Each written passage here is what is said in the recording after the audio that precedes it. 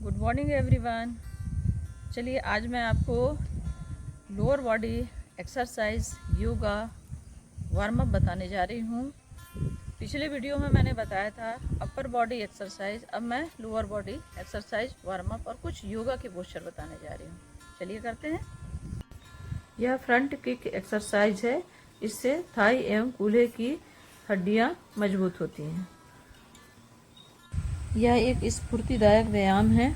इसमें हम front side झुकते हुए पैरों को इस तरह फैलाते हैं और दोनों हाथों से दोनों अपोजिट अंगूठों को टच करते हैं। इससे बेहतर फ्लेक्सिबिलिटी आती है एवं कूल्हे की हड्डी मजबूत। इस एक्सरसाइज में हम पहले बैठते हैं किसी मैट पे और दोनों पैरों को सामने की ओर फैलाते हैं। तत्पश्चात हम एक एक पैर को बॉडी के करीब लाकर मोड़ते हैं और हाथों से पकड़ते हुए माथे को घुटने में लगाते हैं। यही क्रम को हम दूसरे पैर से करते हैं। यह एक घुटनों के लिए बहुत अच्छी एक्सरसाइज है। किसी मैट पर हम सीधे लेटते हैं।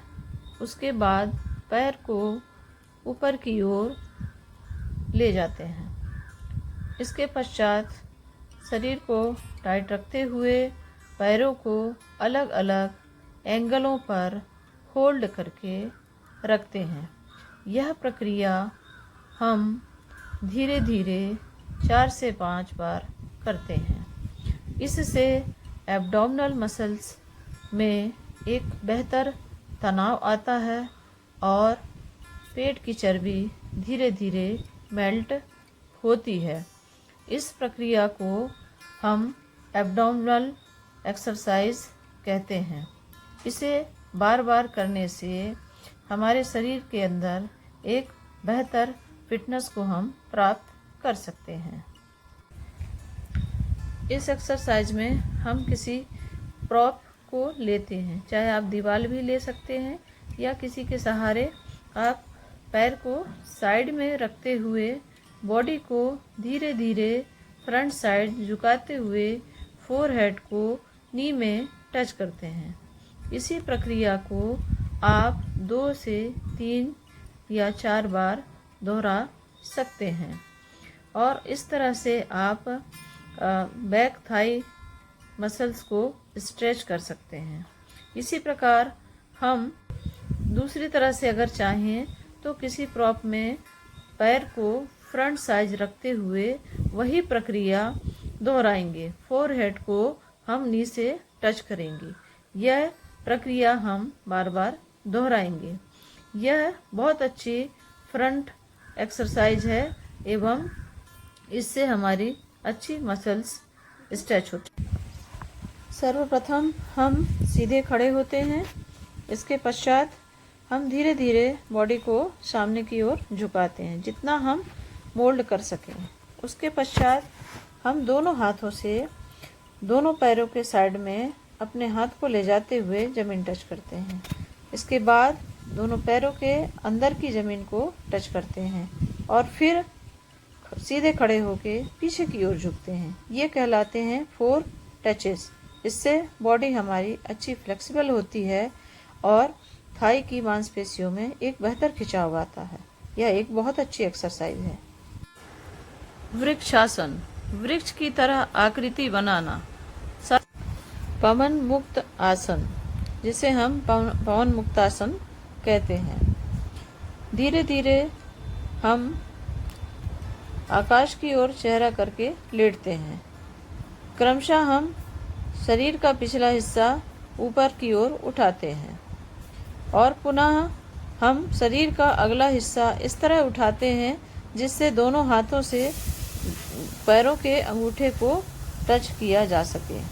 उसके पश्चात हम एक पैर को मोड़ते हुए दोनों हाथों से लॉक करते हैं और शरीर का अगला हिस्सा माथे को हम घुटने से लगाने की कोशिश करते हैं। इस तरह पेट में दबाव पैदा होता है और यही प्रक्रिया हम बार बार दोनों पैरों से करते हैं।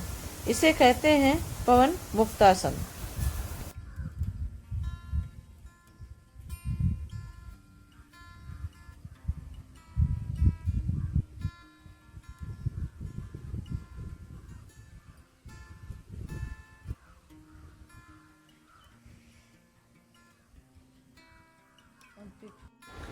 यह सेतुबंध आसन है।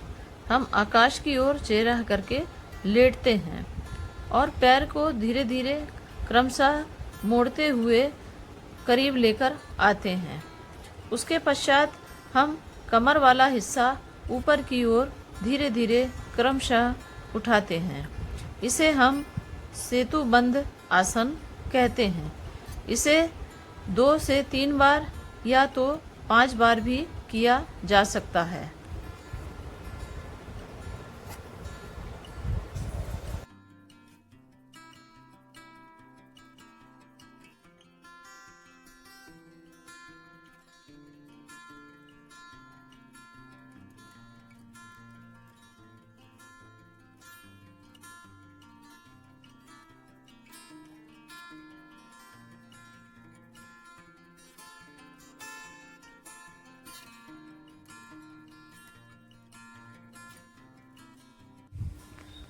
हम किसी चटाई पर पेट के बल लेटते हैं।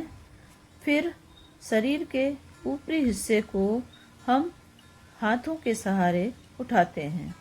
इसे हम सर्प की एक आकृति देते हैं, जिसे भुजंग आसन कहते हैं।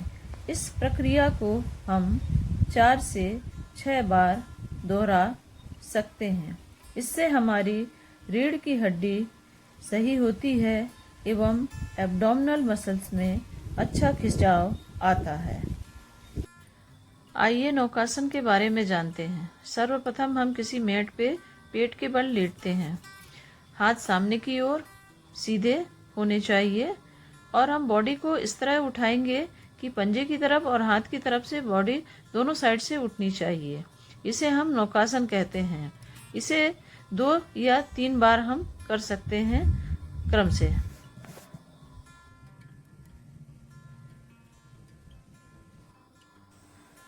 पश्चिमोत्तानासन में हम फ्रंट साइड पैर को मोड़ते हुए शरीर को झुकाते हैं और पैरों को पकड़ने की कोशिश करते हैं और इसी तरह हम अलग अलग पैरों को भी मोड़कर और सामने की ओर झुकने का प्रयास करते हैं।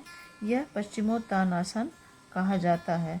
हम दोनों पैरों के साइड को अलग अलग मोड़कर भी कर सकते हैं और दोनों पैरों को साथ में जोड़कर भी फ्रंट साइड को झुकाते हैं, फोरहेड को नी में टच करते हैं। यह पश्चिमोत्तानासन कहलाता है। इसे हम बार बार दोहराते हैं।